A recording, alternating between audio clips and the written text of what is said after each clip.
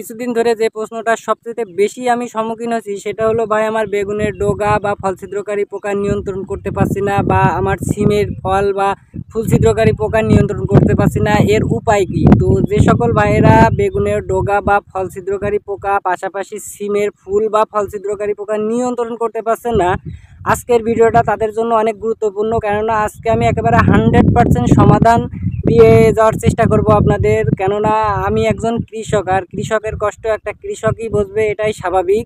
অন্য একজন কিন্তু বুঝবে না। যে চাকরিজীবী সে চাকরিজীবীর মর্ম বুঝবে হয়তো, বা যে কৃষক সে কৃষকের মর্মই বোঝে, কৃষকের মর্ম কিন্তু চাকরিজীবী কখনোই বুঝবে না।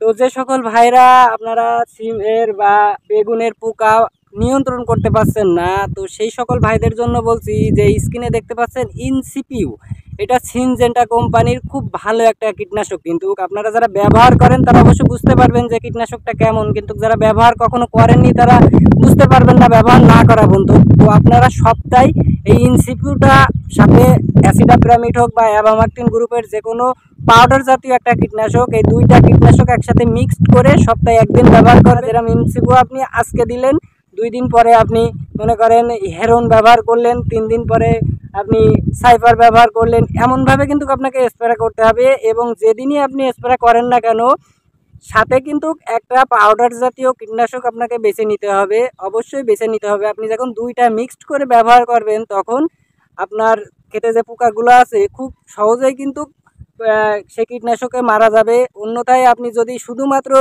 হেরোন অথবা শুধুমাত্র সাইপার অথবা শুধুমাত্র যে ইনসিপু এই তরল এটাই ব্যবহার করেন তাইলে কিন্তু তেমন একটা উপকৃত আপনারা হবেন না। তো অবশ্যই আপনারা সাথে পাউডার জাতীয় যে কীটনাশকটার কথা বললাম, যে সেটা অ্যাসিডাপিরামিড হোক বা অ্যাবামাকটিন গ্রুপের হোক, সেটা অবশ্যই সাথে রাখবেন। আপনারা যদি সপ্তাহে 3টা দিন, যাদের কাছে অতিরিক্ত পরিমাণে পোকা লেগে গেছে, পোকা কোনো রকমভাবেই নিয়ন্ত্রণ করতে পারছেন না, তারা সপ্তাহে 3টা দিন 3 রকম কীটনাশক ব্যবহার করতে পারেন। তো আশা করি যে আপনাদের কাছে কোনো রকম ডগা বা ফল ছিদ্রকারী পোকা বা সিমের যে ফুল বা ফল ছিদ্রকারী পোকা কোনো রকম ক্ষতি করতে পারবে না ভাই, কোনো রকম ক্ষতি করতে পারবে না।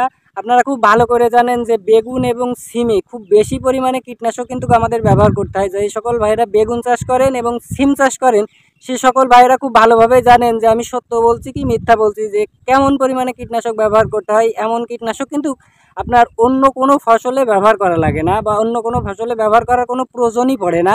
তো আমি সেই ধরে তো বগর বগর আপনাদের সামনে করলাম, আমার গাছগুলো কিন্তু দেখালাম না যে আমার আসলে বেগুনের ক্ষেতে গাছগুলো কেমন সুন্দর আছে বা ডগা ছিদ্রকারী পোকা আমার ক্ষেতে আছে কি না। তো চলুন দেখে আসা যাক। তো দেখেন আপনারা একটু খেয়াল করে আমার গাছে কোনো রকম রোগ আছে কি না, পাশাপাশি আপনাদের যে বললাম যে ডগা ছিদ্রকারী বা ফল ছিদ্রকারী পোকা, এই পোকাটা আছে কি না। গাছে কিন্তু প্রায় গাছে কিন্তু ফল চলে আসছে, বুঝছেন, অলরেডি কিন্তু ফল সেট হয়ে ধরেছে। দেখেন, দেখছেন, অলরেডি কিন্তু প্রত্যেকটা গাছে ফল সেট হওয়া ধরেছে।